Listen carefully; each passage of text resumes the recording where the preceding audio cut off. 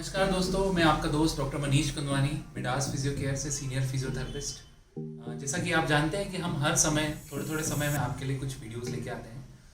आज भी मैं आपके लिए एक टॉपिक लेके आया हूँ। बेसिकली इस टॉपिक का नाम है crepitus of the knee joint. आप में से काफ़ी सारे लोगों ने महसूस किया होगा कि अपने घुटनों के अंदर से कट कट के आवाज़ महसूस होगा। कुछ लोग ज़मीन से बैठ के उठते हैं तो एकदम से कट कट की आवाज़ आती है। चलने फिरने भी कट कट की आवाज़ महसूस होती है। काफ़ी सारे लोग हमसे पूछते हैं कि कट कट की आवाज़ का रीज़न क्या है। बेसिकली इसके 3-4 रीजन हैं। जो सबसे कॉमन रीजन है, अगर आपकी एज 50 के ऊपर है और कटकट की आवाज आने के साथ साथ अगर आपको दर्द भी होता है तो ये ऑस्टियोआर्थराइटिस के सिम्टम है। आपने जो नी जॉइंट में दो बोन्स होती है, एक टिबिया एक फीमर, इनके बीच में एक नॉर्मल स्पेस होता है। बट जैसे जैसे हमारी उम्र बढ़ती है ये गैप खत्म होने लगती है और ये हड्डियां हमारी आपस में टकराने लगती है और जो कुशन है, कार्टिलेज है, वो डैमेज होने लगता है।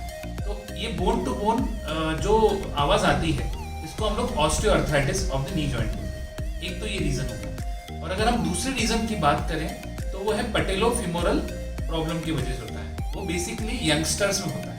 ऑस्टियोआर्थराइटिस जो है बेसिकली 45 से 50 एज के बाद होता है। बट जो पैटेलोफीमोरल पेन होता है ये यंगस्टर्स में ज़्यादा देखने को मिलता है। जो लोग साइकिलिंग बहुत ज़्यादा करते हैं, ओवर यूज करते हैं अपने नीज का। बेसिकली कम एज वाले लोगों को कटकट की आवाज के साथ अगर दर्द नहीं होता है तो हमें घबराने की जरूरत नहीं है। बट अगर कटकट की आवाज के साथ अगर दर्द होने लगता है तो हमें उसके ऊपर ध्यान देना चाहिए। कभी कभी अपने लिगामेंट्स के वीकनेस की वजह से भी घुटनों के अंदर कटकट की आवाज आती है। मसल की वीकनेस की वजह से भी कटकट की आवाज आती है। तो अगर ये सब कारण है तो उसके लिए कुछ बहुत आसान सी एक्सरसाइज है जो आपके लिगामेंट्स को स्ट्रांग बनाएगी, आपकी मसल्स को स्ट्रांग बनाएगी। और इन एक्सरसाइजेस को आप रेगुलर धीरे धीरे करते चलेंगे तो आप जब चलेंगे तो धीरे धीरे कटकट की आवाज कम होने लगेगी। तो आइए हम शुरू करते हैं हमारी एक्सरसाइजेस, जो कि बहुत ही आसान है। जो हमारी सबसे पहली एक्सरसाइज है उसको हम स्टैटिक क्वाड्रिसेप्स बोलते हैं। उसमें हम ऐसे टॉवेल का एक रोल बना लेंगे। उस टॉवेल के रोल को हम लोग हमारे घुटने के नीचे रखेंगे। लेट के भी कर सकते हैं इस एक्सरसाइज को, बैठ के भी कर सकते हैं। मैं लेट के बताता हूँ जो ईजी है। इसमें हम ये रोल को अपने घुटने के नीचे रखेंगे और लेट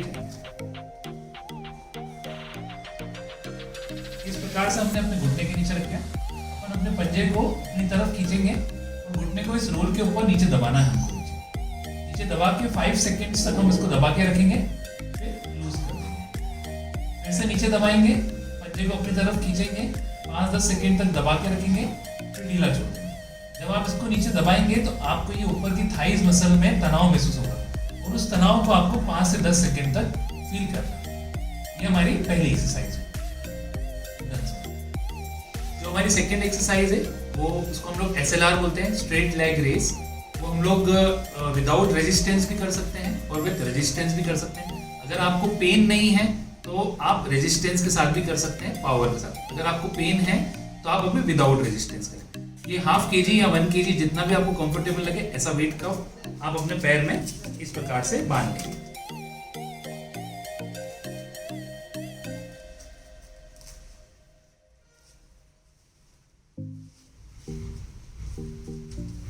और आप लेट जाएंगे इसमें भी।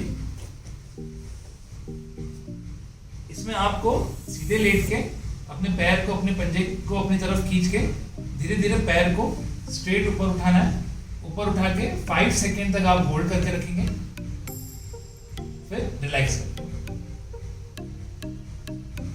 एक बार और देखेंगे, पैर को स्ट्रेट ऊपर उठाना है, पंजे को अपनी तरफ खींचेंगे, 5 सेकेंड तक होल्ड करके रखेंगे, फिर नीचे करेंगे।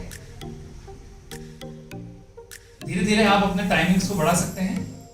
5 सेकेंड होल्ड करेंगे, धीरे धीरे नीचे।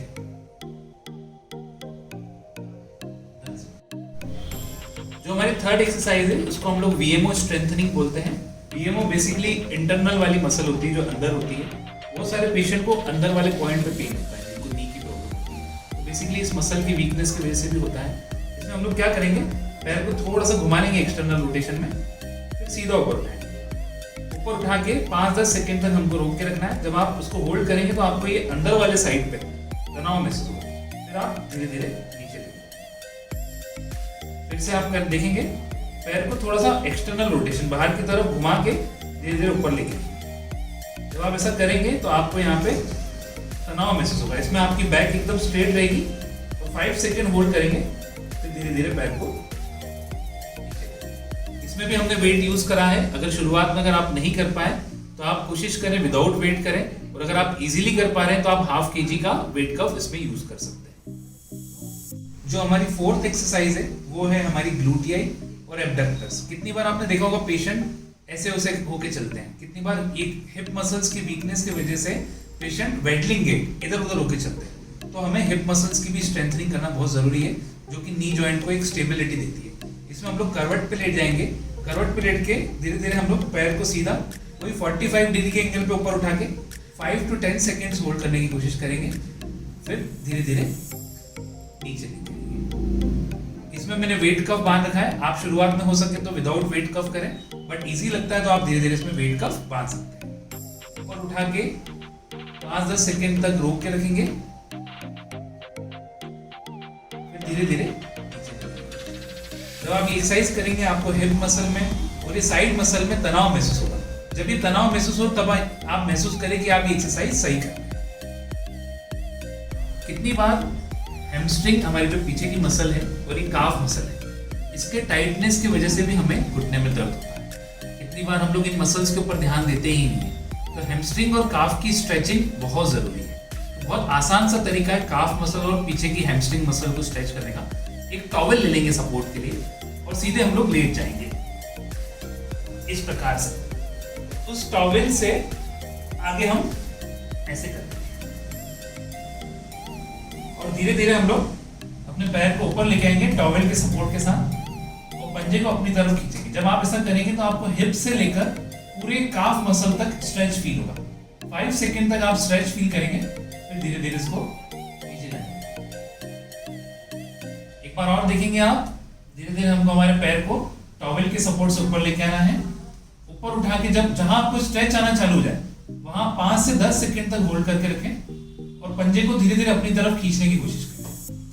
उसके बाद धीरे धीरे आप पैर को नीचे ले लें। हो सकता है स्टार्टिंग में आपका पैर पूरा 90 या 100 तक ऊपर नहीं आए, थोड़ा ही उठे, क्योंकि हैमस्ट्रिंग और काफ मसल ज्यादातर लोगों की टाइट रहती है। तो धीरे धीरे करके ही आपकी रेंजेस बढ़ना चाहिए।